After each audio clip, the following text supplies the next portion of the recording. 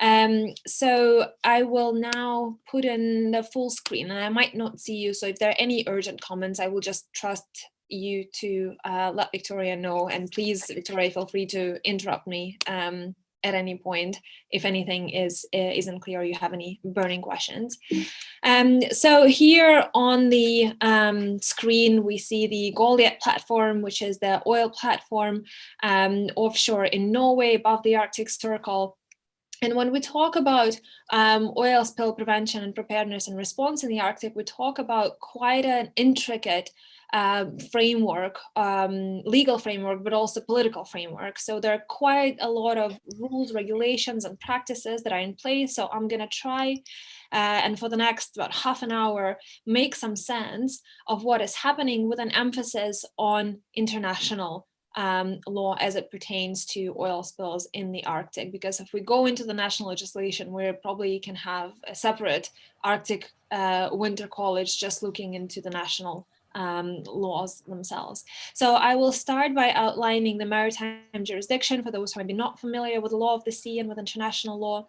Basically, who is making decisions in which parts of the Arctic Ocean, what kind of oil spills are we trying to regulate, and why the origin and the type of an oil spill is important for regulation. We're going to talk about the practical difference between prevention, preparedness, and response. We're going to focus mostly on oil development activities, and then we're going to move on to international law, so looking at different conventions, agreements, soft law instruments from the Arctic Council, which are trying to minimize the effect of oil spills in the Arctic. So you probably have seen this map. I think most of you must have, and this is a map that's been prepared by a wonderful geography research unit in Durham University down in England.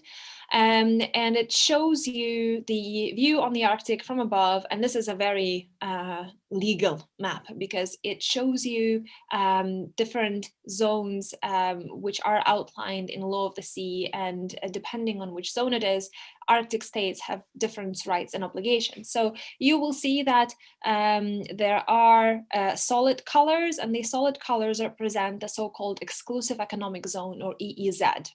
What it means is that the coastal states, and you will see there is a big Russian coastline here, and then the solid yellow color associated with that. We have Norway with orange, we have Greenland with pink, and Iceland on the bottom there with purple. We have Canada with green, and we have Alaska, the US, with this bluish teal color. So when the state has an exclusive economic zone, it means that the coastal state has the sovereign rights to develop and use any natural resources which are contained in the seabed under the water. So in order to exercise those rights, this coastal state needs to have some sort of jurisdiction rights, some sort of rights to establish legislation and enforce legislation about how different structures such as oil rigs or artificial islands are going to be built.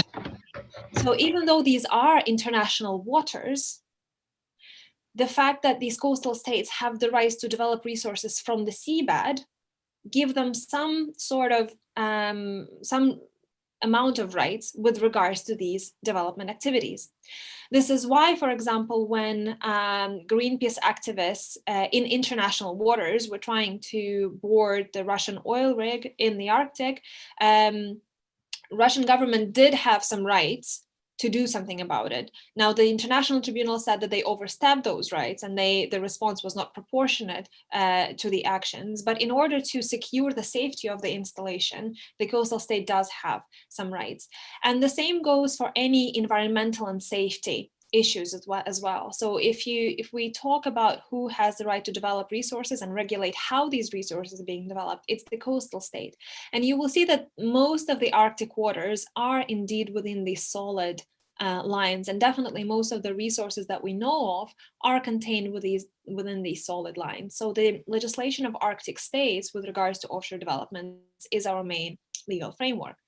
You will see that there are also these striped bits, and these are the claims that the Arctic states are making with regards to their extent on continental shelf. So you probably know that there's a bit of a friendly competition going on between Denmark, Russia, and Canada currently over the Lomonosov Ridge and the North Pole. You will see that they intersect. But generally, this is not a very high conflict situation. All the states submit their applications to the International Commission, and the International Commission will be looking at it. If there is still some conflict, then the states will enter into negotiations, but this is not such a crucial issue at the moment. So the question that we have is, if all of these Arctic states have the right to develop these resources and to adopt laws and regulations about it, how do we make sure that all of these laws and regulations are actually of high enough quality to ensure environmental protection for the Arctic Ocean as a whole? Can we have any international instruments which would seek to maybe harmonize, if appropriate, or lift the standards where they might not be high enough? Because if something happens, let's say, just here on the border between Russian and Norwegian EEZ, if there is a big oil spill, it is going to affect the maritime environment and probably the coast, not just of Russia, but of other states. The same goes for this area between US and Canada, or if something happens off the coast of Canada, it's probably going to affect Greenland as well. So there are international consequences for any potential impact. So should there be any international rules for that? Is a big question. So let's look at different sources of oil spills in the Arctic. Depending on what the source is, the regulation will be different. So when we talk about shipping, oil can spill from ships where we carry that oil as cargo, and that's probably a big concern because that can be quite a lot of oil in there. Oil can be also spilled when it's carried as fuel oil, and maybe cargo is something else. We do have quite a lot of international rules on shipping, how to make shipping safe. All of that is done under the auspices of the International Maritime Organization. You probably heard about the Polar Code. So we've been internationally regulating shipping for quite a long time. In the 60s, there were quite a lot of big shipping accidents, and international community stepped up, created this international organization for the regulation of shipping, and now over 99% of world shipping tonnage is actually under the jurisdiction of the IMO conventions. And the big one is Marple Convention, which we will be discussing a bit later. And it has a number of annexes which regulate how ships must be built in order to minimize their pollution into air, oil spills, any sort of waste treatment, and following issues. So we do have quite a lot of international regulation there as well. Another big potential risk is the offshore oil production. And you will see that environmental NGOs cite that risk quite a lot when they protest Arctic oil development. And they do it for good reason. Although we did not have a lot of offshore oil accidents, the ones that we did have left quite a big impact on the maritime environment. So we don't have to go very far. We have Deepwater Horizon. Even a movie was made about it with Mark Wahlberg. Good movie. I recommend it highly. Montara disaster, Alpha Piper disaster here off the coast of Aberdeen, usually associated with loss of life, but also with large oil spills. And although some maritime environments generally can adapt to some oil spills, and oil can biodegrade in water, when we have a large amount of oil spilling, and more importantly, when we don't know what that amount is going to be, it makes any response activities and any potential impacts quite significant. So when we have a shipping accident, at least we know how much oil is going to seep out of the ship into the maritime environment. When we have a well that had a blowout, it's probably going to gush for a very long time until we can plug it, which can be quite difficult to do. So we have just your general operational discharges, which might entail some oil, but these are usually managed quite carefully, and these are minimal, and we can have an accident such as a blowout. And this is something that we definitely want to prevent. And this is something where the risk of it is not very high in terms of probability, but we need to make sure that the regulation is very robust. And when we look at the reports on the blowouts that did happen, including Piper Alpha, Deepwater Horizon, and Montara, all of the reports that happened afterwards said that these accidents could have been prevented with better regulation. All of the mistakes were done at the point of prevention. And we also can have spills from onshore activity. So if you heard about the Norilsk oil spill that happened just a few months ago in Russia, the oil was traveling in the river, and that oil could reach the sea as well. So this is an example of how some onshore activities or onshore spills can also impact maritime activities as well. Oil also naturally seeps out, and quite a lot of it, but again, because it happens at a slower rate, and we cannot really do anything about it, the regulatory efforts are not really directed at that.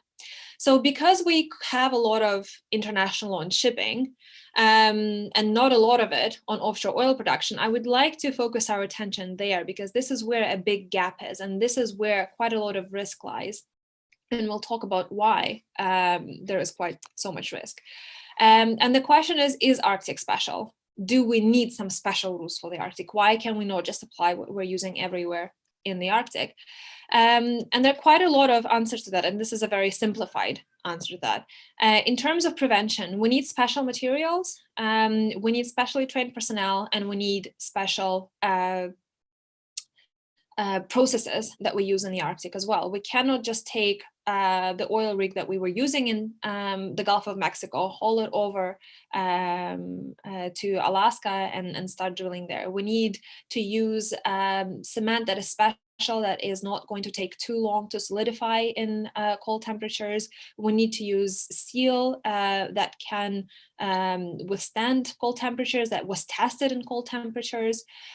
We need to train our personnel to work in cold temperatures. We need to probably have more personnel so that they can change over more often, because it's more difficult to work in those conditions. And we need to have special conditions for response as well, because responding to an oil spill in the Arctic conditions is absolutely not the same as responding to it down south. We need to have sufficient infrastructure, which might not really be the case in some areas. And Arctic is not one. Arctic areas and Arctic oil and gas provinces are very different. Norway has been developing oil and gas offshore for decades now, and they have quite a lot of infrastructure already in the area. They can mobilize resources quickly if they need to do it, which might not be the case in Greenland, for example. So we always need to look into infrastructure. We need to look into deep water ports, airports, the actual equipment for oil spill response, if it's available, and if it's possible to get it to the place of accident before we have significant impacts, and definitely before the ice starts to freeze over. Weather, of course, is a big issue, and logistics. You know, how are you going to bring all of the equipment and personnel in there, and how are you going to conduct those operations is also very special in the Arctic conditions. I again want to emphasize that Arctic here is not really one. We need to look at all of these issues based on the regional circumstances, but we can say that in most of the areas in the Arctic, there's going to be some degree of specificity that needs to be accounted for. So let's look at the pollution prevention and response with regards to oil drilling in the Arctic. An event here refers to an actual blowout. And you will see this bow tie in quite a lot of materials that look into prevention and response to accidents. You will see it in the Arctic Council safety management guidelines as well. So we can take some steps, and we should take some steps before the event happens in order to minimize the chance of it happening. So here you will see SMS, which is a safety management system. And in all three blowouts that I mentioned before, this was an issue. This is your safety culture issue. When we look at Deepwater Horizon, before that happened, BP already had quite a lot of issues with its safety culture. It would rotate managers on installations quite often, and it would the size of the bonus for the manager will depend on the amount of money saved. So if there are some issues that need to be fixed at the installation, but they're not critical, the manager is incentivized to wait until the next person comes. And that's not a good safety culture issue. we need to have high standards, and these standards sometimes come from the industry themselves. So these are standards for materials, for equipment, and for processes that we are using. We need to have good well integrity. We need to have good processes for the actual drilling of the well, for checking the pressure, and we need to use materials that are appropriate. So these are just some of the examples. This is not an exhaustive list, but these definitely need to be looked at, and these need to be regulated, and these are regulated mostly at the national level.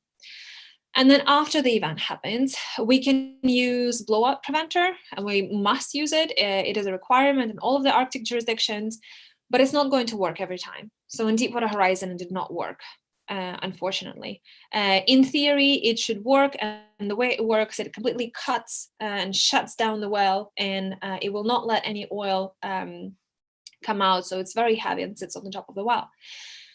If the oil actually gets into the water, we need to get it out somehow, so we can recover it mechanically with booms, for example. We can use in situ burning, so we can burn the oil when it's on the surface, and we can use chemical dispersants to make sure that oil droplets sort of disperse in the water and are not as toxic. And we should also be able to contain some of the water to not let it reach maybe some critical habitats or the coast. Of course, the regulation should happen at all of these stages. But if we place enough effort on the issues on the left, we might not need to get to the issues on the right. And when you, as a regulator, approach this, you need to think about how I can make sure that A, I regulate it to the highest standard, B, I can actually monitor and enforce these regulations. How am I going to do it? Am I going to send inspections out? Am I going to trust the industry actors to report to me directly? Am I going to have enough personnel to go and conduct inspections? How often am I going to send those inspections out to the rig? Is it going to be monthly? Am I going to warn them about the inspection coming or not? So all of these small things need to be thought through. So in terms of national regulations of oil spills in the Arctic, every Arctic state has extensive legislation on oil spill prevention, preparedness, and response. In Russia, where the regulation is quite restrictive, we have over 100 legislative documents on this issue. And generally, when we look at international rules, Arctic states comply with most of them. But as we will see very soon, international rules are too general, and they do not provide any specifics for the issues that are so critical. So complying with them is actually not so hard.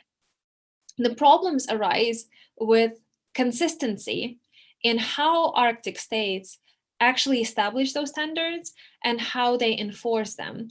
Because it's one thing to require a company to prepare an oil spill response plan, and it's another thing to be able to critically assess it and to go back to the company and say, well, actually, this is not so good. So going back to Deepwater Horizon, the oil spill response plan for Deepwater Horizon included a section on the potential effects of oil spills on walruses in the Gulf of Mexico. So it became very apparent afterwards, after someone bothered to read that oil spill response plan after the blowout happened, that of course, walruses do not live in the Gulf of Mexico. So what BP did is copy-paste sections of that research of that plan from another plan, which was more relevant to more northern areas where walruses do live. The contact person for an emergency was a person who had been deceased for a few years by the time the Deepwater Horizon happened, and no one bothered to check. When we looked at the small part of the oil spill response plan for the Priazlomna platform in Russia, we could see that the plan and equipment provided was not really adequate to the risk of the oil spill that could potentially happen. But we couldn't really even assess it properly because the full oil spill response plan was never released. There was potentially some consultation at some point at the local level, but you will not find the full oil spill response plan for that platform online anywhere. There was a summary of it at some point online, but after Greenpeace got a hold of it, it sort of disappeared as well. So we do not have any harmonization process on how do we make sure that we do not just require some things, but we also have the capacity to require standards to be high enough, and then to also assess them and implement them properly. So we're generally usually talking about two kinds of approaches to regulation of health and safety in and environmental issues in oil industry. We talk about performance-based and prescriptive approaches. So performance-based is where the regulator says, okay, I have quite a developed industry in my country. They know what they're doing. The technology develops so fast, I cannot really tell them exactly what and how they need to do at every minute. I can set some regulatory goals to them, and then they can use whatever techniques they think is best to meet those goals and report to me on how they're doing it, and I will be able to assess it. Prescriptive approach is very different. It's where we try to set out as many details as possible. Now, of course, you will see that each of them maybe have some pros and cons. The Arctic Council approach is that performance-based is preferred for the Arctic operations because it is easier for companies to use more advanced technologies. It is very difficult to update and amend the legislation all the time. We see that Norway is a very good example of performance-based. Greenland is sort of taking on Norwegian approach. Canada and the US are hybrids. They're moving towards more performance-based approach as well. Russia is still very much in the prescriptive approach, but that is not their fault. This is a legacy of the Soviet legal system. It would be very difficult to move into a more performance-based system in the Russian legislative context. So this is why we have over 100 legislative acts there, and it's quite difficult to wrap your head around what is happening in terms of regulatory landscape. So we see that there's definitely disparity in how the Arctic states approaching it. For the Arctic, in my personal opinion, one of the most critical issues is the requirement for a same season relief well.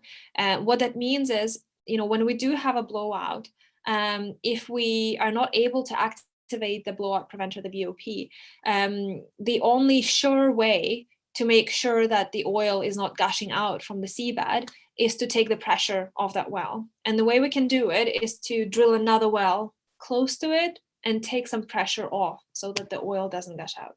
And that is called a relief well. Now, in order to drill that relief well, we would require a second rig. And if we want to plan for a relief well in the Arctic, we need it to be possible to drill that well in the same drilling season, which is why it's called same season relief well, before the ice comes in. Because in the Arctic, we cannot really drill all year round. We can only drill in the summer months. So this is a requirement that exists in the Canadian Arctic. It now exists in the US Arctic as well, exists in Norway, does not exist in Russia at the moment, which is quite problematic. And this is something that international law could potentially impose, but does not really do that. So let's quickly look at different international instruments and what they do, and most crucially, what they do not do. You have probably heard about the Convention on Law of the Sea. It's a very general document. It's called it's often called the Constitution of the Ocean. So it establishes those different maritime zones in the ocean, such as the EEZ, Exclusive Economic Zone. It divides the ocean into different zones, and it tells the countries what rights and obligations they have. So it reaffirms the states' rights to develop those resources on their continental shelf and in the Exclusive Economic Zone, but it says that there is this general duty to protect the marine environment as well. But it doesn't really tell us exactly what that means. It says that we should elaborate and formulate international rules and standards and recommended practices. It tells us that the national standards should not be lower than international rules and standards. Now that makes sense for shipping because we have international rules and standards for shipping, but we don't really have them for oil drilling. So the UNCLOS here does not really tell us too much about where is that minimum standard for oil drilling legislation. So let's look at why there are no rules. So the first instrument that is very important is the OPRC, or the International Convention on Oil Pollution Preparedness, Response and Cooperation. It was adopted under the auspices of the International Maritime Organization I mentioned before. All of the Arctic states are parties to this convention, which means that they are obliged to implement it. And the focus of this convention is on preparedness and response to maritime accidents, as opposed to prevention. Here we're talking about how are we going to respond if something happens.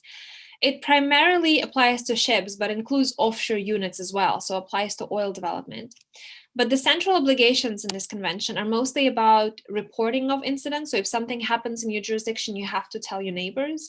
You have to have some contingency planning. So you have to have an oil spill response plan, not just from the company which is developing the oil, but also at the national level, because if the company cannot cope, the national authorities, the Coast Guard, would have to step in. You have to have some sort of emergency preparedness and response system. There should be cooperation in response. So if you cannot do it yourself, you should be able to ask your neighbor for help. And if it's possible for them, they should help you. There should be some technical cooperation as well. It also encourages further bilateral and multilateral regional agreements. So if you actually read through this convention, you will see that it is important to have it, but it doesn't give us any information about those specifics that we mentioned before. Okay, we have a requirement to have an oil spill response plan, but what should it contain? What are the minimum content requirements in that spill response? International does not really tell us that. We have an Arctic specific agreement. So this is an agreement that's been negotiated under the auspices of the Arctic Council, was adopted in 2013. So it's agreement on cooperation in marine oil pollution preparedness and response in the Arctic. And I was doing my PhD when it came out, and I was so excited because I thought, this is it. This is going to solve all our problems. And I opened it and I read it and I thought, hold on a minute. This reads exactly like something I read before. So sometimes it seems to me like what they did is take that previous convention, they copy pasted it, because some provisions are almost verbatim as the OPRC, but they added some. So there is some added value to it, but it almost exclusively mirrors the OPRC. There are some novel provisions. So there are some new obligations on monitoring on areas beyond national jurisdiction. So if something happens not in your jurisdiction, but maybe outside it, you should also try and do something about it. There is a requirement to review any operations that were conducted and to share and exchange information. So this is very good. This is much better for cooperation and response. An added value of this convention is that it catalyzed quite a lot of joint exercises by the Arctic countries through the Arctic Council working group. So that was very helpful. And there are also operational guidelines, which are non-binding, but are part of the agreement, where Arctic states have outlined their emergency context, specific processes of what should happen if there is an accident. There are forms to fill in, there are phone numbers. So it's very good for practical purposes in case something does happen. Operational guidelines will serve as a good starting document. What it does not do, though, and I feel like it's a missed chance here, it doesn't have any Arctic specific requirements. So we said that Arctic is special, so there should be Arctic specific requirements, such as the same season relief well. It's not in there. There are no requirements on investment into response equipment or infrastructure or testing or investment into spill response methods, which might not work very well in the Arctic. We know that not all chemical dispersants work well in cold waters. We know that the burning is not an option in many areas in the Arctic. We know that to get vessels out to the Arctic waters to do mechanical recovery might not be possible. So this agreement does not really provide answers to those questions. It mostly reaffirms what the OPRC does, but also adds these novel provisions, which are not very practical in terms of the actual application. We have the Oslo Convention that is mentioned in terms of maritime regulation or in environmental sphere. It has limited geographical scope. So OSPAR is the convention for the Northeast Atlantic. So it covers only a triangle sort of around Norway and Iceland. Accidental oil spills are outside of the scope. It mostly focuses on operational discharges, so what happens in day-to-day operations, and it sets quite rigorous standards for those and for decommissioning of installations, but not for accidents. Now, after Deepwater Horizon, the OSPAR Commission did issue a recommendation saying we need to urgently review our legal frameworks at the national level to make sure that they are rigorous, especially when we're talking about extreme environments. But the Norway, who is the Arctic state and a part of OSPAR Convention, said we reviewed ours are fine. We're all in compliance. So there was no specific change from this recommendation for the Arctic oil development. And then there's Marple that I mentioned before. So this is for shipping, but when we look at the definition of ships, it does include fixed and floating platforms, which is quite bizarre. So I started looking into different annexes and thinking, okay, so how does this actually help oil spill prevention, prepares, and response? Because Marple is primarily setting out requirements for design of the ship. And we do not have any international instrument that sets out requirements of design of an oil rig. So I thought maybe this could be it, but not really. When we look at how Marple regulates discharge, it specifically says that discharge under Marple does not include substances directly arising from exploration, exploitation, and associated offshore processing of seabed mineral resources. So basically immediately does not apply to any oil that comes out from oil drilling. And then there are provisions on operational discharges, oil filtering equipment, oil discharge monitoring, but it says that it only applies to discharge of machinery, space, drainage, and contaminated ballast. So basically, it regulates platforms, but only where platforms act as a ship.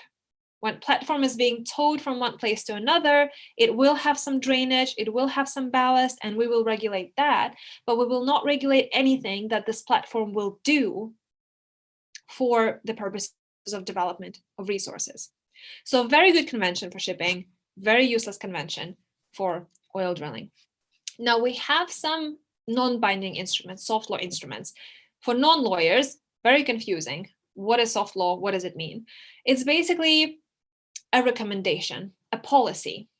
You cannot enforce it in court, but you can, wiggle your finger at the country that does not comply with it and say, you should be doing better, you agreed to this. And when we read through the Arctic Council guidelines, it does say that all of the Arctic states are committed to implementing them. So there is some social pressure. And in terms of international law, that's actually good because international law is generally very difficult to implement. No one is going to bring troops in your country if you're not complying with the Paris Agreement. No one is going to adopt economic sanctions against you if you're not complying with the Paris Agreement. So perhaps this is better than a convention because at least it gives us some specifics. When countries know that this is not binding, they are much more agreeable into adopting provisions that actually make some sense. So the 2009 guidelines, which are also developed by the PAIM, which is a working group of the Arctic Council, is very detailed. It's very good. It covers all stages of oil and gas development except for transportation, starting with exploration and to decommissioning. It engages very well with the prevention side, with well control and Arctic specific concerns. It requires that materials, equipment are compatible with Arctic conditions, including moving ice, permafrost, sub-freezing temperatures. It talks about relief well, the same season relief well that we mentioned before. It talks about preparedness and response measures, that they have to consider the movement of ice, alternative cleanup techniques where traditional are not possible. So all of this should have been in that Arctic binding agreement, but clearly didn't make its way in there. When I looked at the implementation of Arctic oil and gas guidelines from 2009, a lot of it was actually implemented, but those crucial provisions about the relief well, for example, and some crucial issues about materials equipment was not implemented in some of the Arctic states, but nothing was done about that. And finally, there are updated guidelines. Well, they're not really updated. They're just on a different subject. They also... By PAIM. Hello. and they were adopted in 2014, and they cover the safety management system. So that very important issue of safety culture. It talks about how processes should be established on installations. It says that regulators must define and communicate expectations regarding positive safety culture, that they must establish, implement, and improve their safety culture. It identifies some challenges of how it's very difficult to monitor it sometimes, but suggests some approaches to do it effectively. And it's mostly based on previous accidents, and it's like lessons learned from previous negative experience that we had. So when we look again at this bow tie, we will see that the left side of it is not really covered by international law, unfortunately. It is for shipping, but not for oil drilling. And that is because states are a bit obsessed with their oil drilling. They don't want to give up the control of those processes to international law or to anyone else, because it's viewed as a critical issue for national security. It also maybe is because there was never a catalyst. Deepwater Horizon started some movement towards an international development of a set of rules, but it sort of died down very quickly, and there was a missed opportunity. Whereas when we had quite a lot of shipping accidents in the 60s, that was brought to an apex by the adoption of quite a lot of international conventions. International does provide us with some rules on the right side of the bow tie on response, but it doesn't really address those Arctic specific challenges that we have identified that would make any response operations in most of the Arctic areas very, very challenging. So to conclude, there are some things that we did not discuss just for the lack of time, and that is liability for oil spills. So just to quickly mention, there is an international regime for liability for oil spills from shipping, but not for drilling spills. So if there is international consequences, there is no international rule that will provide relief. We didn't talk about regulation of shipping safety and pollution prevention. So there is a Polar Code, as I said, quite a lot of literature on that. I'll be happy to share some. And we didn't talk too much about the national rules and plans on oil spills and industry standards and other rules. I have written on this, and I will be happy to recommend some more literature on this. So there's quite a lot on that. And just for you to be aware that there's quite a lot still to discuss, but I wanted to highlight just some of the things that infuriate me the most. And I am done with my presentation now, and I look forward to any questions or comments that you may have. Thank you. Thank you so much, Daria. If everyone could join me in giving a huge virtual round of applause for an incredibly comprehensive presentation that I think covered so much and made so many connections between different cases. We have many questions that have come in during your presentation. We are first going to hear from Kyung-sa. If you would like to come on and ask your question first. Yes, thank you. Can you hear me? Yep. Yep. Hi, Shaprova. Thank you for very interesting presentation. Thank you so much. My name is Kyung-sa. So now I have a master's degree in political science. So I understand that you mainly talk about the role of state actor and business actor in your case. For example, when it comes to the prevention and the response in oil drilling in the Arctic. But my question is, how do you think about the role of civil society in the prevention and the response in oil drilling in the Arctic? Thank you so much. Can you clarify what exactly is your definition of civil society here?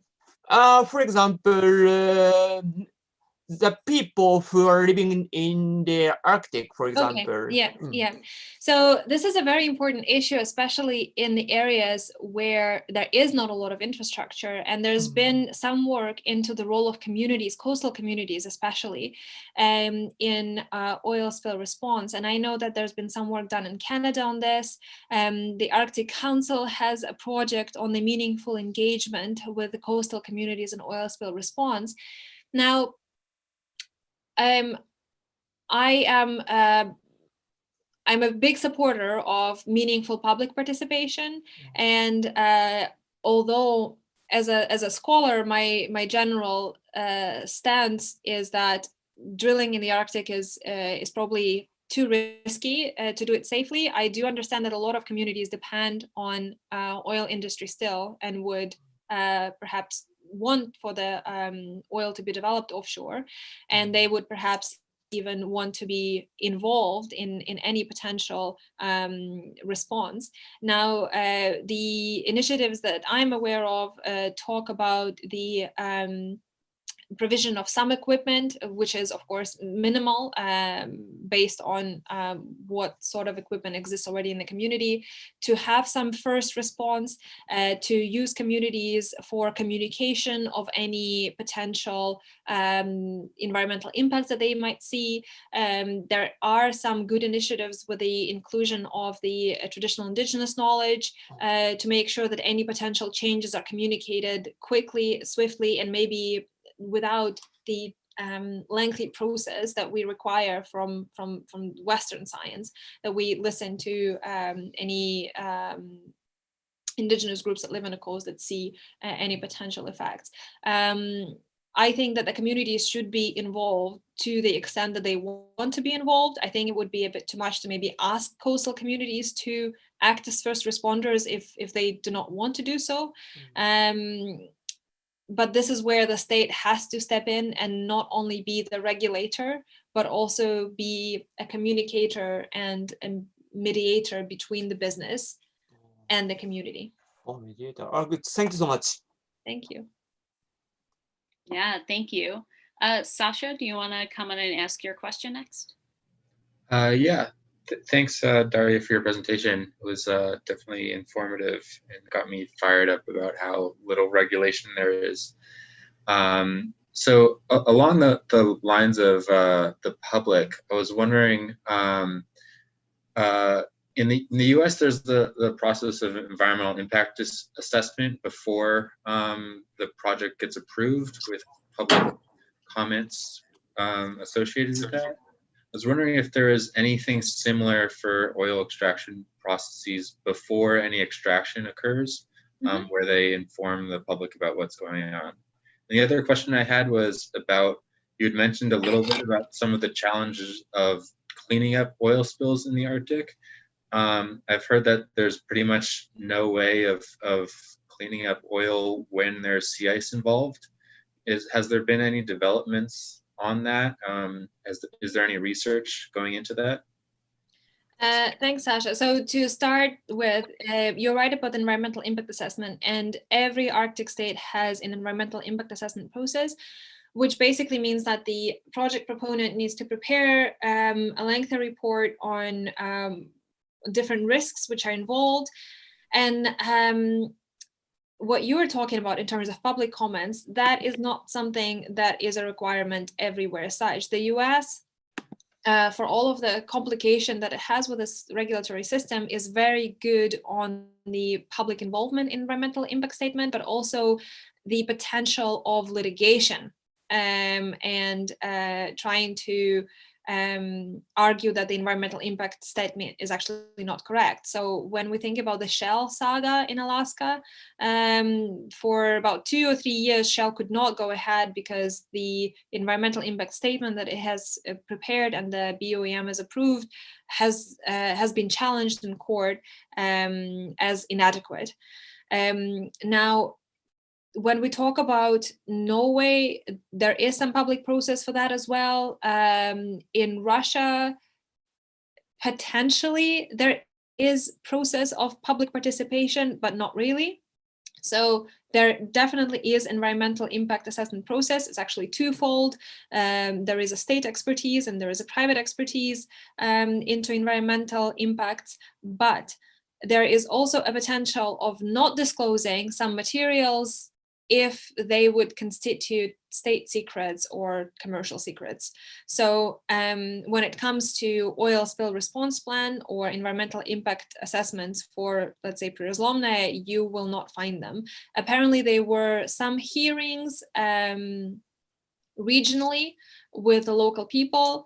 but there is not much information on what happened in those hearings. There's no access to materials publicly, no record or minutes from that meeting.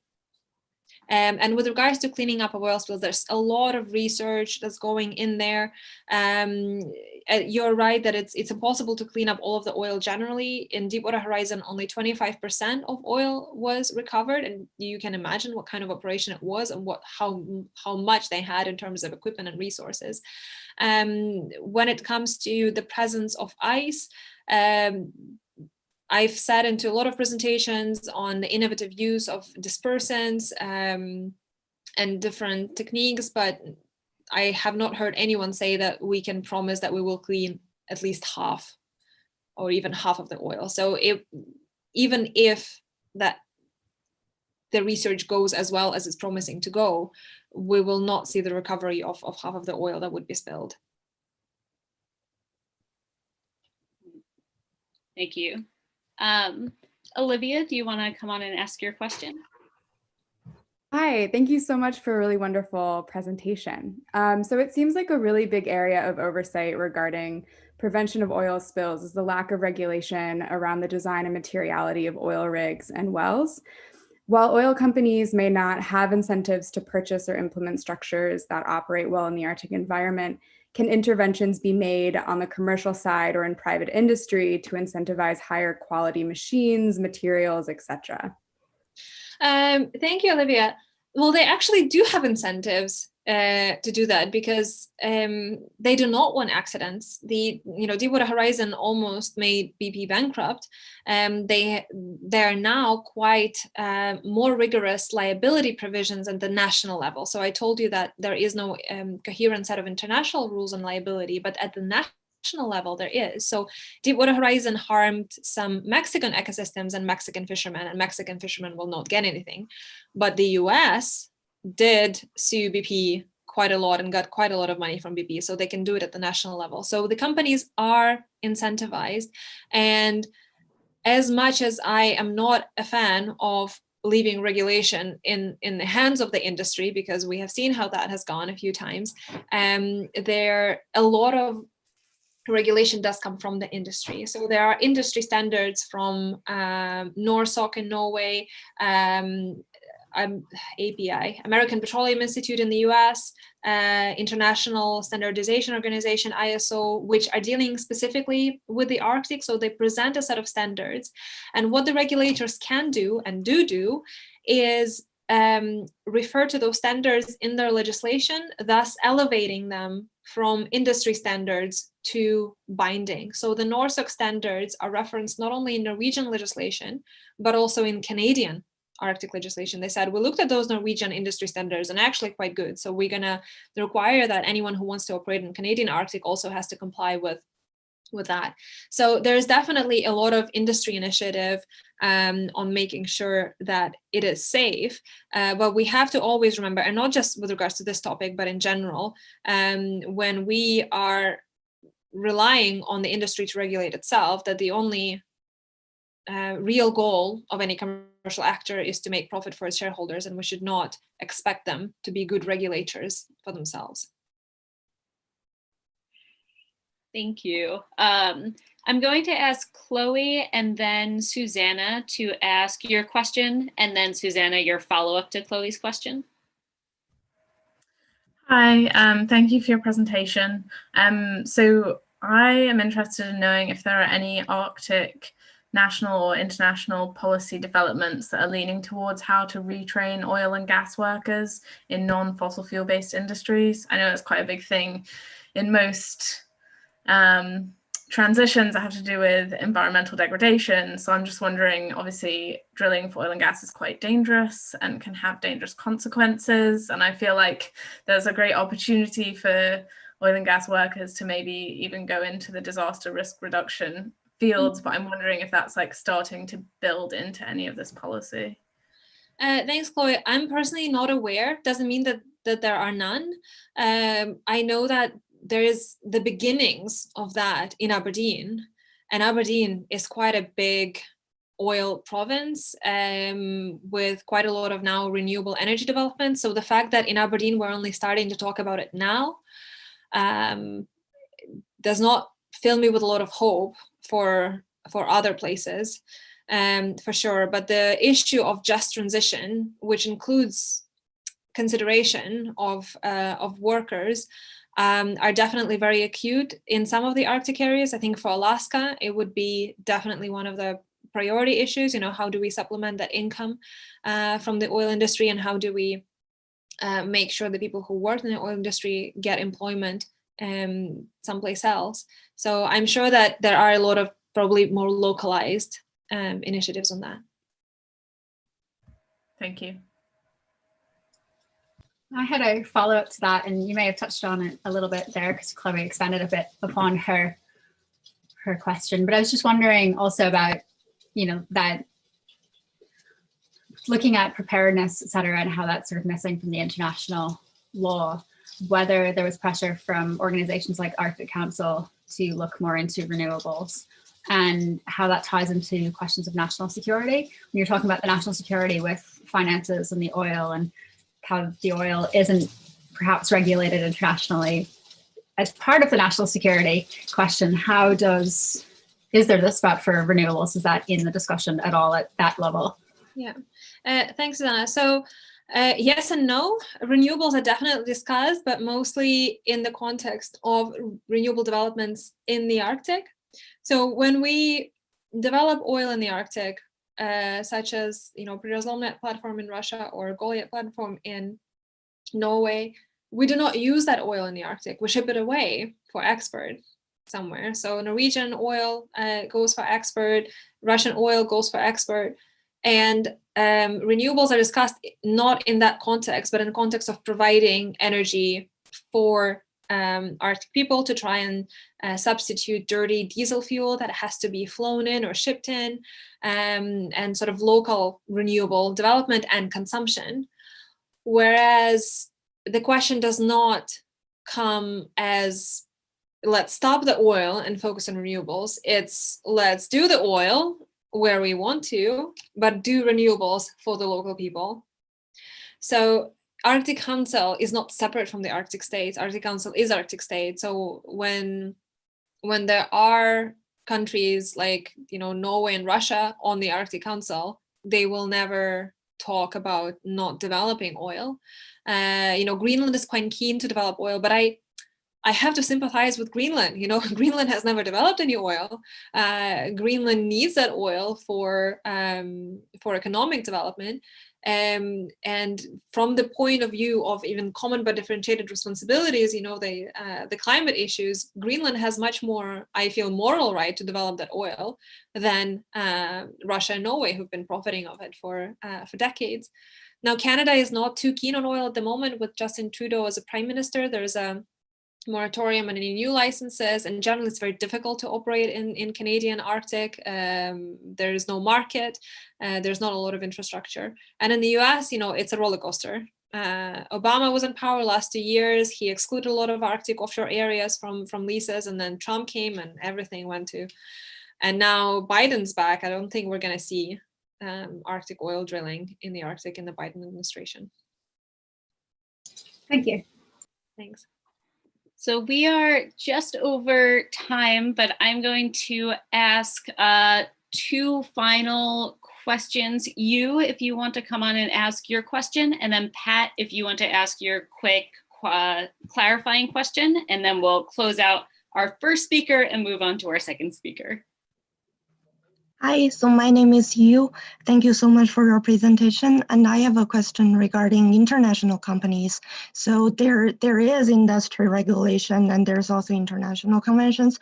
So will there be a regulatory gap when the international companies do not ratify the international regulations, since it's more like volunteering conventions, things like that?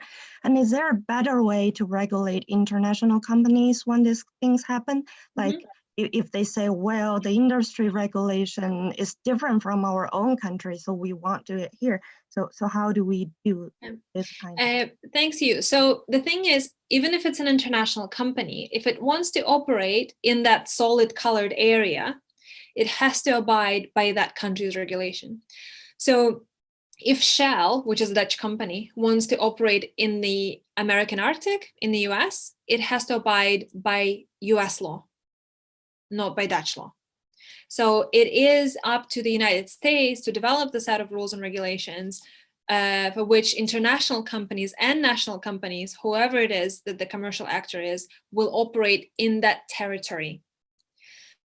So in a way, it doesn't really matter what kind of company it is. If it operates in the jurisdiction of Russia, it will abide by Russian legislation. If it operates in the jurisdiction of the US, it will abide by the US legislation.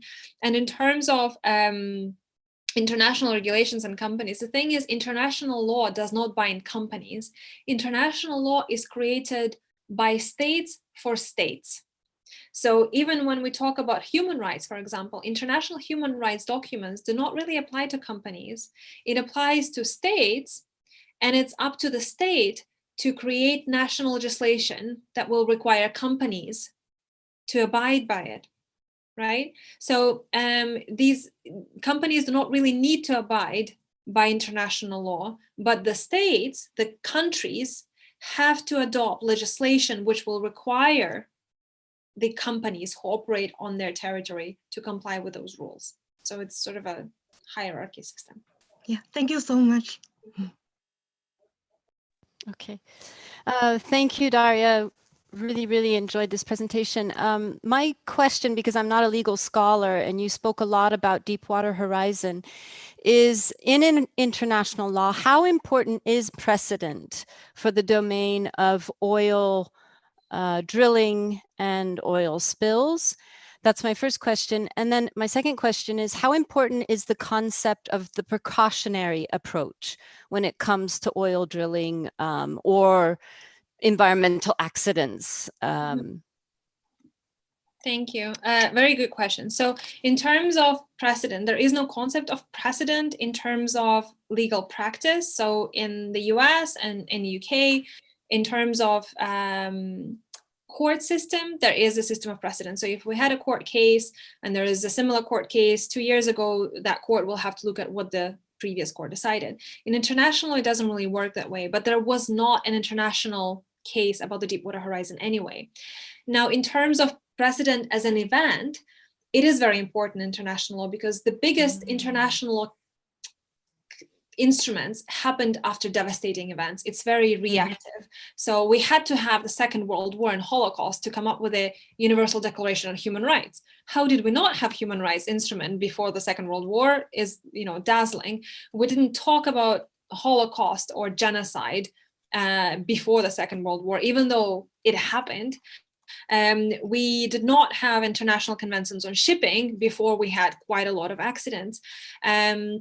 So Deepwater Horizon should have become that catalyzing event, and it did catalyze some discussions, but I think there was quite a lot of pushback because of those concerns of national security. No one's going to tell us how to develop our oil. This is our lifeline. The conversations of the energy transition were not as acute at that point. And in terms of precautionary approach, it's funny that you called it a precautionary approach. I imagine you're from the US and that's how it's framed there, because a lot of people from other countries would call it a precautionary principle, and that's the biggest debate. Is it a principle of law or not? And the consensus is that it probably is not, because quite a lot of people still call it an approach. And the interpretation of precautionary approach or principle is very different. So the classic interpretation is that the precautionary principle means that if we are not sure what the risks are, it should not prevent us from taking cost-effective measures to minimize those risks. I would say that the precautionary approach is not the most applicable here because we know what the risks are. This is mostly for things like, nuclear fusion. So we don't know what's going to happen. Here, we know exactly what's going to happen if there is a blowout. So we don't really need to use precautionary approach. We can just use a much more established no harm principle that, these are the risks. We know what they are. This is what we know we need to do to prevent them. Do it. So I think that it's a very important concept, but here we don't even need to go that far because we know exactly what's going to happen. Thank you. Thank you. And thank you for answering all of our questions. If everyone could again join me in giving Daria a huge virtual round of applause. Thank you. Thank you so much. Thank you for inviting me. I will send you some maybe reading recommendations on all those issues. And if you have more questions, Victoria, please do send me an email. I'll be very happy to maybe write up like a couple of pages with any more follow-ups. Possible. So thank you all very much. I will unfortunately need to go now to pick up my child. And it's been such a pleasure to not watch Peppa Pig for a couple hours and that was about work and to wear a blazer and be an adult. So thank you all very much. I hope you enjoyed the program and have a wonderful evening or morning, whatever it is for you. Bye-bye. Thank you, Daria. Bye. And I will share Daria's email address and those additional materials in my follow-up email later tonight. But now we are going to shift into our second speaker today, Justine Hudson, who I know is on this call somewhere, and I will find her, who is an Arctic marine mammal biologist who studies beluga whales, bowhead whales, narwhals, walruses with Fisheries and Oceans Canada. I'm going to hand over my virtual mic to Justine to give a bit more info about herself. And again, if you have any questions, I'll be monitoring the chat and we can get to them in our question and answer. Sounds good. Hi, everyone. So I think I'll just jump right into the presentation that I have here. Just give me a second.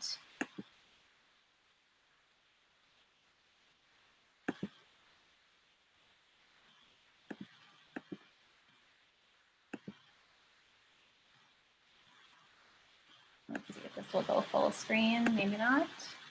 There we go. So we're switching gears quite a bit from the last talk.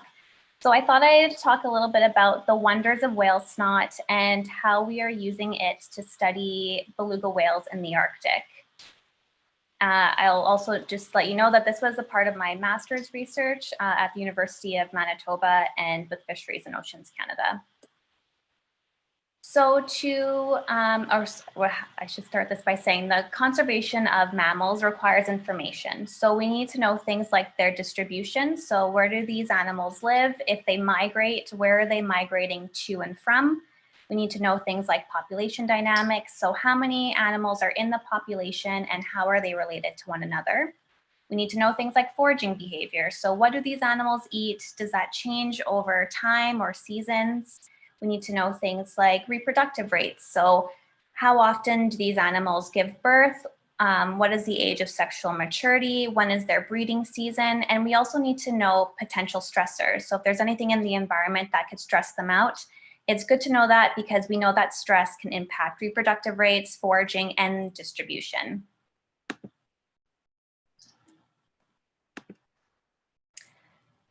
All right, so when it comes to land mammals, for example, if you wanted to learn some of that information that I shared on the previous screen, you could go out and observe it. So if you wanted to study a deer, for example, you could go out into the wild and observe a deer, say, eating a plant. And then you can assume that maybe all the deer in that population eat a similar plant. But that becomes really difficult when you're studying marine mammals and whales in particular, because they spend much of their life, if not their entire life, underwater. So to deal with that, scientists have developed different techniques to look at the life histories of mammals. So for example, you can collect genetics, or you can collect samples and run genetics on them to figure out how individuals in a population are related to one another. You can measure reproductive hormones to look at when an animal is pregnant or when breeding season is, and you can look at it stress hormones to figure out what different environmental stressors are impacting the population. But to do all of that, you need samples. And there are many different samples that you can collect to study marine mammals. I have a few of them listed here. I would say these are kind of the more popular ones. And all of these kind of have their pros and cons. So I have blood, skin blubber, snot, poop, hair, and baleen listed here. And for a long time, blood sampling was considered the gold standard when you're wanting to study wild populations. So if you're wanting to study a rabbit, you go out, you capture the rabbit, you take a blood sample, and then you release it. But as you can imagine, if you're wanting to study a bowhead whale, for example, going out and capturing a bowhead whale is almost impossible without harming the animal. So blood sampling isn't the greatest for large mammals, especially large marine mammals. Poop is another example. Poop is great because it's non-invasive, meaning that the process of collecting your sample doesn't impact the animal in any way. And you get a nice big sample, which allows you to run a bunch of different analyses so that you can learn a bunch of different aspects of the animal's life. But scientists still haven't quite figured out how to get a whale or any marine or any mammal, I guess I could say, to poop on command. So if you're wanting to study a bowhead whale, for example, you might be out on the water for a long time, which can be time consuming and costly because Arctic research can get quite expensive. And then the sample that I'm talking about today, or going to focus on today, is snot. So snot is great because it's non-invasive, meaning that you can go out, collect a sample, and it won't have any real impact on the animal that you're collecting from, which is great if you're looking at stress hormones, for example. Because you can imagine if you went out and tried to collect a blood sample and wanting to look at stress, collecting that sample is probably going to stress out the animal. But there are, because snot collection is a relatively new technique, there are still some kinks that need to be ironed out when it comes to snot collection, and I'll get to some of those later. Okay, so I'm just gonna kind of go backwards here. You might be wondering why I'm calling it snot. And when I say snot, what I mean is if you've ever been whale watching and you see a whale kind of come to the surface and exhale, you see that little cloud of respiratory vapor. It's basically the whale exhaling that you're seeing. And that comes from its blowhole, but the blowhole is the equivalent of our nose. So, you know, millions of years ago when whales lived on land, their nostrils were at the front of their face, and as they evolved and end up back into water, their nostrils migrated over time. And I thought this diagram did a really good job of showing kind of the way the nostrils migrated. And then this is just a video to show you kind of an above view of the blowhole closing and opening. So whales come to the surface, they open their blowhole, exhale, inhale, and then dive back down. So now that we know why snot is collected, I thought I would just let you know that so far, scientists have used snot to look at genetics, so to see how different whales are related to one another. They've looked at reproductive hormones to look at pregnancy rates, stress hormones, and the microbiome. And then for my master's research, I was particularly interested in looking to see if we could collect snot samples to look at the impact of shipping on the Western Hudson Bay beluga population. So the beluga population, the Western Hudson Bay beluga population is one of the largest beluga populations in Canada. And they summer along the western coast of Hudson Bay. So I hope you can see my mouse here, but this is a map of Canada. This is Hudson Bay here, and the Western Hudson Bay population summers in a few different rivers along the western coast of Hudson Bay. And the reason why I was particularly interested in shipping activity is because Canada's only deep water Arctic port, which is the Port of Churchill, is right in the middle of their summering grounds. And as climate change continues to warm the Arctic, the ice-free season is going to get longer, and the thought is that shipping activity is going to become more common because ships can travel through the Arctic for longer periods of time, and the Arctic will likely get more developed over time as well. So we wanted to see what the impacts of shipping activity were on the beluga population, and to kind of get a baseline level, since this port, as of right now, isn't super busy. It's not a large port, but with, like I said, with climate change, there might be more ships that come through this area, and we wanted to know how that will impact the population. So we went out to Churchill, Manitoba, and we collected snot from the Western Hudson Bay beluga population. And I decided to go with snot samples because, one, who wouldn't want to collect snot samples from belugas? But the real reason we decided to collect snot samples is because, once again, it's a non-invasive technique. So we know that the process of us collecting these samples wouldn't impact the whales, like say collecting a blood sample or a blubber sample would. So if we did see any increases in stress, we can relate that to something in their environment and not necessarily something coming from us. So this is us in 2018 collecting snot samples, and you can see, I can play this again. My friend Karen collecting samples from the pod of whales behind us. So basically we went out and we had this long pole with a petri dish at the end of it. We put that dish over the blowhole of the whales as they surfaced for air, and we basically collected that respiratory vapor that comes out of their blowhole. So you can see Karen just catching a sample there. And this is what it looks like after. So we have our petri dish, and you can see that there's a bunch of droplets on the petri dish. And yeah, so in 2018, we collected 250 samples. And then once we collected the samples, we went back to the lab and we measured cortisol, which is a stress-related hormone. But we had a little bit of an issue. So one of the drawbacks of snot collection, which I didn't mention earlier, is the fact that when you collect a snot sample, you get a little bit of water in your sample, and there's no way for us to differentiate between the water and the snot that we're wanting to measure. So if you can imagine a whale coming to the surface like that video I showed you earlier, the blowhole is closed, but a little bit of water collects within the blowhole while it's closed. So when they come to the surface and exhale, they're blowing up the respiratory vapor, but they're also blowing up that little bit of water that's on the blowhole. And then that gets into our sample. So then when I go back to the lab and I'm measuring cortisol, which is our stress-related hormone, if I get a really low measurement, it's really hard for me to say if that whale just wasn't stressed or if that sample was just really diluted with seawater. And for this reason, we weren't really able to say one way or the other if shipping had any impact on the beluga population. We did try to test out different ways to kind of account for that extra seawater in the samples, but as of right now, we haven't been able to figure it out. But the good news is that we collected 250 of these samples, which means that this has the potential of being a really useful method for studying wild whale populations.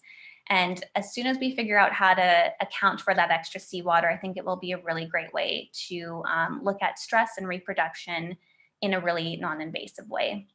And with that, I just have this final video of some belugas underwater in Churchill. And then I'm more than happy to take some questions.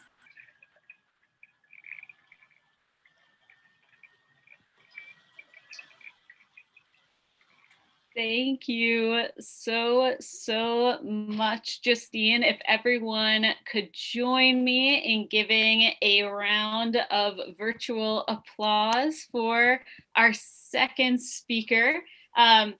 For those who are interested in asking questions, you can put those in the chat, or you can go over to the participant icon and raise your hand there. I see we already have a question from Susanna. Would you like to come on and ask your question? Yeah, thank you. Thank you very much for this. This is quite interesting. I worked at during college, a marine research center where I was in charge of belugas. And so I got to help do some of the blood draws with belugas with with the veterinarian testing some of them. And so, yeah, I know how invasive that is, but they're also really cool animals. So loved learning about them. But I'm just wondering, sorry, I didn't type this properly. Snot collection. When you're talking about the issues with differentiating seawater, is this something that is this a technique that's well established, or are you developing it? And just what is the history of that? Because I think it's quite fascinating, but it is really cool. Yeah. So it's been in development for the last, I would say, 10 years. I think the first paper that was published was, I guess, over 10 years. 2008, I think, was the first paper. And it was actually developed because a lot of human researchers use human breath to look at different human diseases. So marine marine mammal biologists were like, why don't we try to collect some whale breath, which essentially is what it is, and see if we can, look at different aspects of whale health. So it's been in development for the last 12 years, but this is kind of a continuing issue. So there's been a few papers trying to figure out how do we deal with this extra seawater in these samples, and a few papers have looked at different things, and you have some cases where a paper will be like, I think this worked, and then another paper will try to replicate that same study, and then it might not work in that population because different whales might, like their respiratory vapor might be a little bit different. Large whales, baleen whales have 2 nostrils. Does that impact how much respiratory vapor comes out or how much water is allowed in?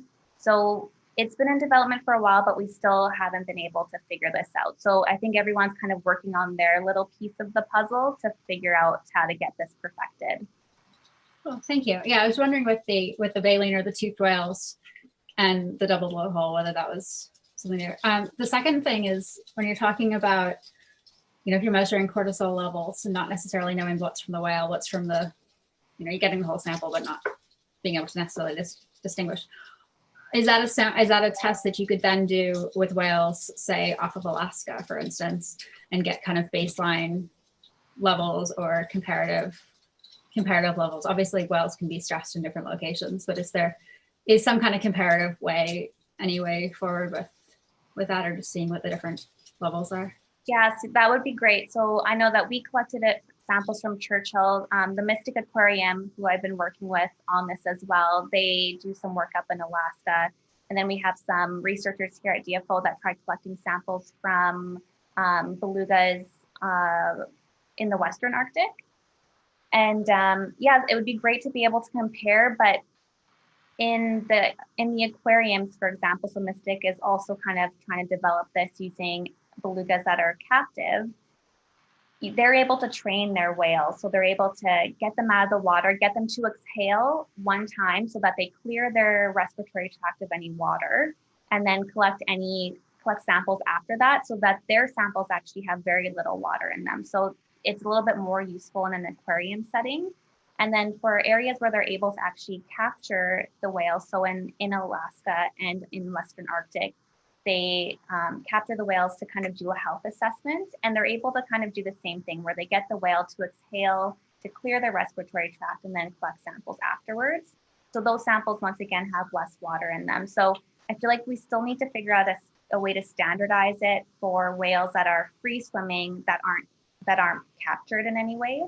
But that would be great to look at, like how different whales in different areas are, if their stress levels differ. We have an area that there's a lot of shipping activity going on, or any type of resource extraction where there might be a lot of noise, for example. It'd be great to be like, here's a population in a really noisy area. How are their stress levels versus beluga population in a really pristine, quiet area? I mean, that would be the goal. I hope we get there eventually. Yeah, Mystic Aquarium is the place that I was involved with, both at the aquarium and offshore. So that's awesome. We have another question from Judith, who wants to know, is there another way to measure the impact of marine pollution on belugas in the snot samples, except for measuring cortisol levels? Meaning, are there other indicators? Yeah, so when you mean pollution, do you mean like chemical pollution? I know that you're not on camera, but because I guess I can kind of just assume, litter plastics.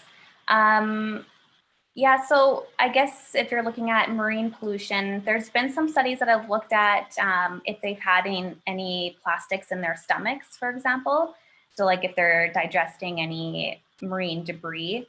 And I don't know what the results of that have been, but other behaviors of stress would be like avoidance. So I know that some people are looking at, if there's ships in an area, do belugas flee the area? Do they change the way they call? And I'm not sure if there's any studies with belugas, but I know that bowhead whales, for example, if there's a really loud noise, they'll go from calling and vocalizing between themselves, and then they'll stop vocalizing when when there's a loud noise going on. So there are other ways to kind of look at stress without measuring cortisol. But cortisol it's a very common way to look at stress, and you'll have actual numbers to look at, which is nice. Yeah, they are very invasive methods. Looking at summit contents means that the animal is unfortunately deceased. So yeah, and I think that's been really important in the marine mammal world in the last few years is, trying to use non-invasive methods to study these animals, because we don't want to be the ones causing stress on the animals. So yeah. We have another question about how research can translate to policy action. So the question is, how do you use your research at Fisheries and Ocean Canada to inform policy around Arctic shipping or other maritime activities? So I'm still relatively new to my position, so I haven't done anything yet that's translated to policy. But for example, if we did find that stress had an impact on belugas, we might try to put some mitigation or some policies in place to maybe let ships slow down when they're coming in the area so they're not making as much noise. Things like that, things that they're doing on the East Coast with North Atlantic right whales or belugas in the St. Lawrence, just to try to, you're not going to be able to stop ships from traveling, but if you can reduce the stressors on the population, I think that that's a realistic goal.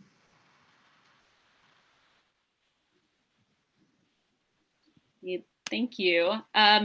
Do we have any other questions? I'm looking through the chat, or you can raise your hand on the participant panel, or raise your hand for those of you who have your camera on, and I can call on you.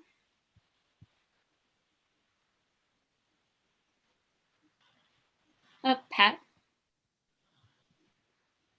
Yeah, I have a question because I've seen other studies basically on seals off the coast of Namibia, where they are looking they're looking at the stress levels of the seals as well. And then I've seen other studies measuring the impact on marine animals due to the number of accidents or due to changes in reproduction, or I guess the question I have is measuring a stress level a more effective way of understanding the impacts on the animals, or are they all important and contribute differently?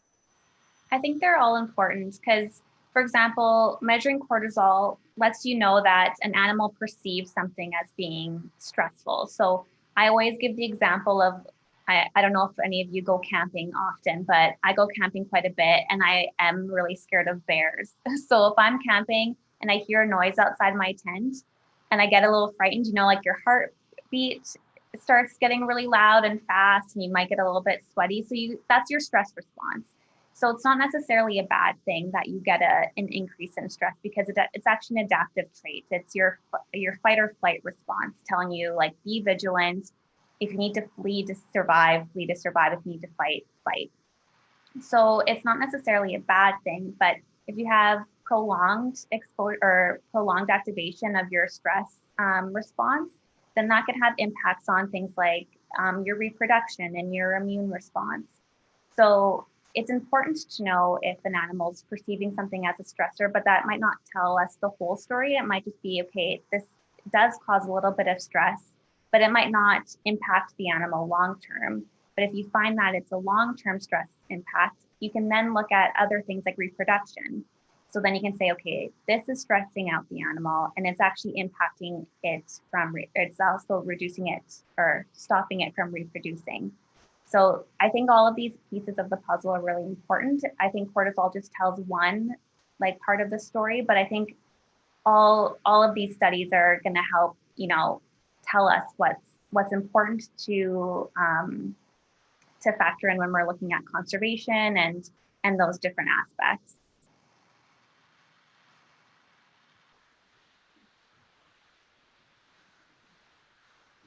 Madison? Thanks for the amazing presentation. I loved the videos of the belugas. They're so beautiful. This might sound like an ignorant question, but when belugas are stressed, is there any studies that shows the impacts that has on behavior and feeding and reproduction? Yeah, how does stress impact them? What could be the consequences of that? That's a great question. So as of right now, we're not really sure. So a lot of the studies that we know that stress can impact reproduction and your immune response actually come from human studies. So we know that in humans, if you're stressed a lot, you can be infertile or you can have trouble reproducing. So we don't necessarily know how that translates into marine mammals just yet, but that's why I think all of this research is really important. And it's really important to be able to collect a lot of samples from different populations so that we can look at those impacts. But that being said, there are studies that look at stress in birds. Birds are another common one, and they do find that increased stress reduces their ability to reproduce. So I think it probably would translate into marine mammals, but we just don't have the data to be able to say for sure yet.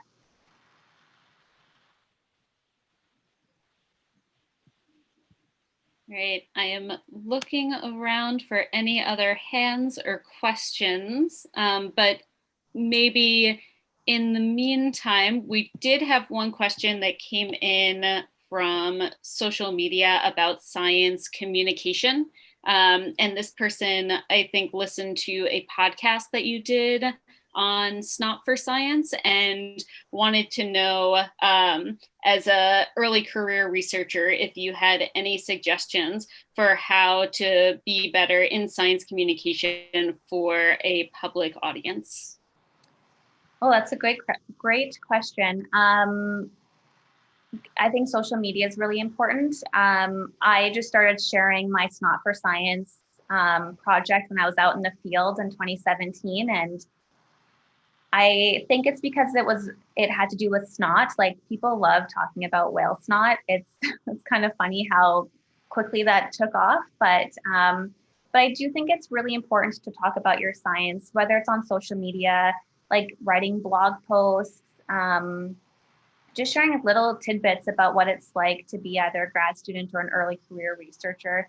Because I mean, I know that where I'm from, I live in the middle of Canada. I mean, I do have a coast technically with Hudson Bay, but I wasn't exposed to any scientists when I was younger. I didn't even know that you could be a scientist as a job until I was in university. So I think it's really important to communicate your science as much as you can in ways that you feel comfortable. Like, if you're more of like, I want to go talk to a university class, or I want to go talk to grade 2 class, I think that if you reach out and you tell, a teacher at your old school that you went to, like, hey, I'm doing this research, can I talk to your class about it? Believe me, they're going to be like, yes, come any day. Teachers are always really gung-ho about having scientists come and talk to their students. So I just think it's important to, do whatever you like doing. Like, I really enjoy making infographics, and now I do that. That's a big part of my job now at work, is like making like really nice displays to kind of try to simplify my science so that anyone walking in the hallway can be like, oh, okay, this is what, this person is up to. So yeah, I just think talk to as many people, and even if they don't want to listen to you, some people will. So just keep talking. We have 2 more questions. Julian wants to know if you could please underline the main factors that you believe induce stress in whales and differentiate which are anthropogenic and which ones aren't, say indirectly through the evolution of sea ice. Julian read your master's thesis that you observe these phenomena year round, and is wondering if you would be able to separate again how the seasons influence those parameters. Thanks a lot. So that's a great question. So the anthropogenic factors, like, I guess for me, it's a little bit hard to tease apart, because we know climate change is caused by humans. So I feel like a lot of the impacts of climate change can technically be human caused. But I think the biggest factors that impact marine mammals that we know of so far are things like shipping activity and noise. ship strikes. Those things are, things that are starting to be really well studied, and the impacts are quite obvious or very noticeable, I guess you can say. When it comes to like reductions in sea ice and changes in foraging behavior or changes in diet, those ones are a lot harder to tease apart, because not only would we need to know what an animal was eating before to say how and now what they're eating now, and trying to figure out what their stress levels were like back then and now. I think those ones are going to be a lot harder. Like in truly biologically environmental factors are going to be harder to tease apart than the human caused ones, because if a ship is there and they're stressed and then the ship's not there and they're not stressed, that's a really easy, line to draw between those two things. But when it comes to, like I said, foraging behavior, ice, even temperature, I think would be tough to, water temperature would be tough to look at. So those ones I think we're going to have a harder time looking at. And then your second question was seasonal influence. So that's another thing. So in my paper, we talked about like how cortisol some species do have like a diurnal change in cortisol. So their cortisol levels change throughout the day. That's completely normal. I think in humans, we have that too. I think we're the least stressed in the morning, like right before we wake up, and then our cortisol kind of goes up throughout the day. So we need to know those kind of baseline information too before we're able to say one way or the other whether an animal or a population is stressed. And that's why I think we really need to work on getting a lot of samples to gain this baseline information. And that would entail going out and sampling whales all year, which in the Arctic is really difficult because there's ice and it's dark for half the year. So, but those are important things that we need to really get an understanding on before we can make any really hard conclusions. Great. Thank you. I'm going to ask Sasha to come on and ask your question. Hi, yeah, I just wanted to see if you would be willing to talk about your experience as a person of color in Arctic science and as a woman, and any discrimination that you've faced, and if you see any barriers to having more people of color in Arctic science. I noticed that a lot of your people on your field team were women. Maybe that was a conscious choice of yours, or yeah, maybe just talk about that. Yeah, so actually the fact that our team has been all women wasn't by choice. It was just kind of, it happened that way, which I thought, I was really proud of both my field seasons being all women, especially because you do hear about, some issues when it comes to women being in the field in the Arctic. So it felt really nice to be a part of an all women team. As a woman of color in science, in Arctic science, I should say, I'm one of few. So I'm usually, there's only a handful of us when it comes to like institutions. That being said, when I go to conferences like ArcticNet, for example, there's a big Indigenous presence there, which has always been, it's one of those conferences that I've always felt the most welcome at, because there's people that don't necessarily look like me because I'm Black and I'm not Indigenous, but it's not a conference that's dominated by, white people. So it's felt nice to go there and see other people that, are studying different aspects of the Arctic that, like I said, kind of look like me. I haven't faced any discrimination in particular. Like they don't have any stories to tell or anything like that. But I would like to say that, like, I do want to see more faces. Like Canada is so diverse, and the fact that when you look at Arctic research, you don't see that diversity, I think, is an issue.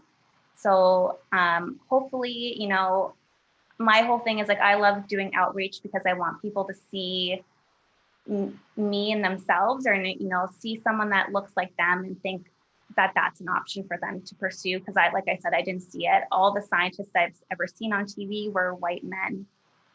So I think it's really important for women and people of color to go out and show that we can do these positions as well.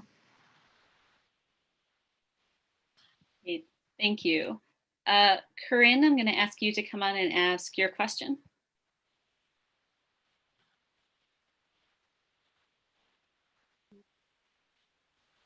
Hi there.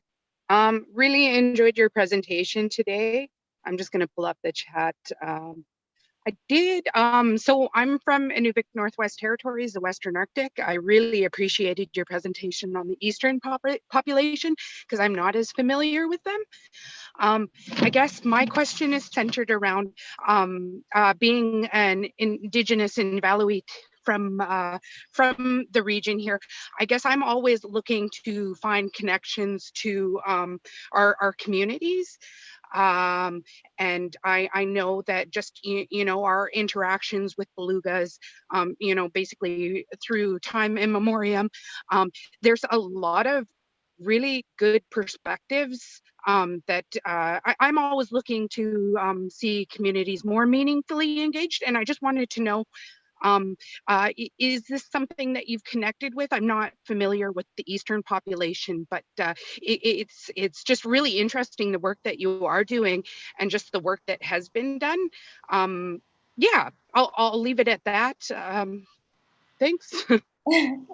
Yeah, so in Churchill, which is where I did this project, I tried to engage with the community before and during the study. So, you know, before we went up, we let them know what we were doing. And then throughout, like even after I left Churchill, I would give them updates on like, hey, I analyzed 50 beluga samples today. This is what I found. Or, hey, I'm really struggling in the lab. Those were my updates that I would give the community afterwards. But now in my current position, engagement is a huge factor for us, and it's really important. So that means communicating with communities from the get-go and getting their input from the jump. So not just going in with an idea of like, hey, this is what we want to do, but being like, hey, we're thinking about doing this. Do you have any input? Do you have any advice? Are there anything that you want to look at in particular? And kind of working as a group and like as a collaboration instead of just being like, hey, I'm coming up to do this work. What are your thoughts? Or like not even asking what are your thoughts, but hey, I'm coming up to do this work. Just wanted to let you know. So I think we're working really hard in our group to not only engage, but to work with community members as you know, they're keepers of Indigenous knowledge, and that knowledge is really important. And I think that when you combine both what's the word I'm looking for? Both types of knowledge, I think that those are the studies that are really going to benefit the most and we're going to learn the most from. Thank you. And I think Chloe has a follow-up question. Oh, sorry, Corinne, did you have a follow-up? No worries. That was actually really appreciated. Thank you very much, Justine. Welcome. And I'm just looking at this question here. Yeah, Chloe, I don't know if you want to come on and read it. It's a long one. Yeah, it's a bit waffly. It's not a very articulate question. I think your research is fascinating, very cool. But I was just kind of thinking about like the human relationships between animals and people, and obviously like dogs are pretty perceptive to their owners' emotions, and whales are very intelligent organisms. So the first part of my question is like, do you have any knowledge of any relationships like that? Like, are there relationships between human and whale stress levels, I guess, is the first part of the question. I honestly don't know. I will say that we definitely felt seen by the whales when we were there. So Churchill is a really unique place. As you can see in that video that I showed, the whales, they tend to follow the wash of boats. I don't know if they like playing in the wash, but they just like to be around the boats. And it was always interesting to us that they would actually like make eye contact with you from the water. They would like swim under and like turn their head so that they could actually look. And it was, I mean, from a scientific standpoint, I have no idea what they're thinking. I don't know what they're obviously just checking us out, but it felt like they were like, they knew. I don't know. It's very hard to explain like making eye contact with a whale. But it was a really cool experience. But in terms of like how they interact with humans and stress response, I don't know. No, thank you. Yeah, I feel like that's something really complex to try and untangle. I have no idea. For sure. And I guess the other question is, again, probably quite tricky to untangle, but obviously the interactions between whales and shipping are very different to the interaction between whales and local communities. So I'm just wondering if, like, do you think even your interactions with the whales could have impacted your data collection in any way? Yeah, that's a really good question. So, and this is something I've kind of pondered whether, oh, sorry. So if you have a whale that's, say, stressed for any reason, and I'm counting on the whales to come to the boat to donate their snot sample, if you will. And in my mind, I'm like, okay, if you're really stressed, you probably wouldn't approach anything that was unfamiliar to you. So I was almost thinking that we would be selecting for whales that weren't stressed, because to me, a stressed whale would avoid anything unfamiliar.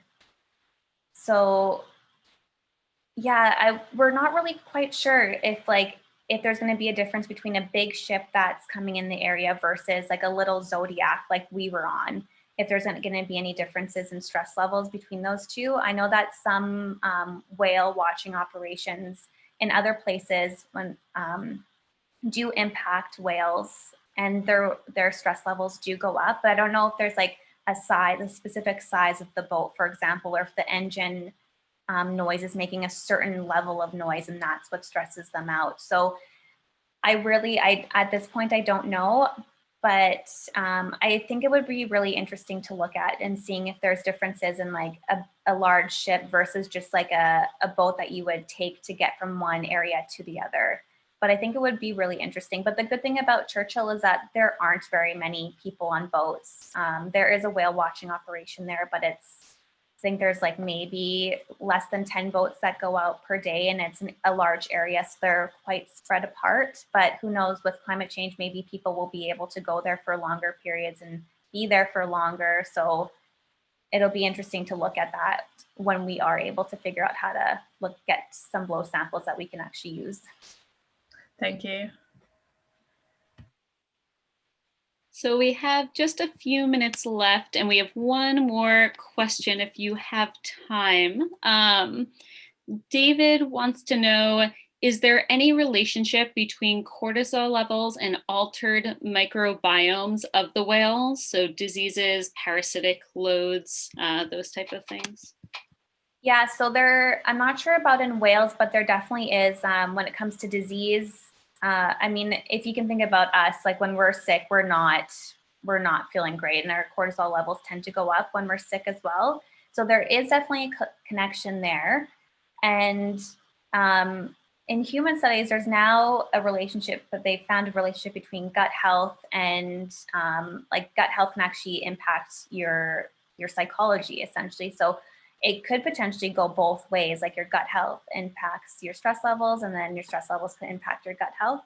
I don't know if that's been studied in whales yet, but it would be really interesting to look at to see, you know, if you have a certain diversity of bacteria in whale snot, do you see a correlation with stress levels? I think that would be a really interesting study, but I'm not sure if there's been anything done in whales yet. Cool. Maybe some future research for those of you who are looking for projects. I think we have all of our questions answered. Does anyone have lingering questions in our last few minutes that we didn't get to and maybe I didn't see? Up, Deborah. Yes, thank you. I was just about typing it in. So thank you so much. I really enjoyed the presentation. And all your answers, very generous. My question is, given the state of what is still unknown about the separation between the cortisol content and the seawater content, are you at all concerned that the research might be used in a negative, let's say, light by policymakers who could point to it and say, well, we really don't know, and so it's an easy jump to let's not take that into consideration. Yeah, definitely. In my thesis, I don't know if this was like in the final draft, but you know, I focused a lot on the impacts of shipping, and then I had that we couldn't look at the impacts of shipping because we couldn't deal with this extra seawater contamination in the samples. But I still like had a graph in showing that, you know, we couldn't find an impact of shipping. And then my supervisor goes, but you don't know that yet because the technique that you're using, you can't tell one way or the other. So you can't say that. And that's the exact reason why we took it out, because we didn't want it to be used in a way that makes it sound really sure that there's no impact. But the truth is we just couldn't tell one way or the other because the samples that we're using, we weren't able to actually measure cortisol and then link it back to shipping activity. So I've been trying to be very clear that it's not that we didn't find an impact, it's that we actually couldn't even look for it because the way that we collected samples just wasn't appropriate for the study that we wanted to conduct. So I'm trying to be very on the ball with that. Thank you. Thank you. So I think that is all of our questions and just about time. So if everyone could again join me in giving a huge, huge round of applause. Thank you so, so much, Justine, for being so generous with your time, for answering all of our very varied questions, and for a really awesome presentation. Is there any places that we could follow up on your work or we can share with our fellows? I'm on social media if you want to follow along on social media, but my Twitter account is what I use mostly. I can send that to you later if you want. Yep, and I could share it in our follow-up email. So thank you again, and thank you everyone who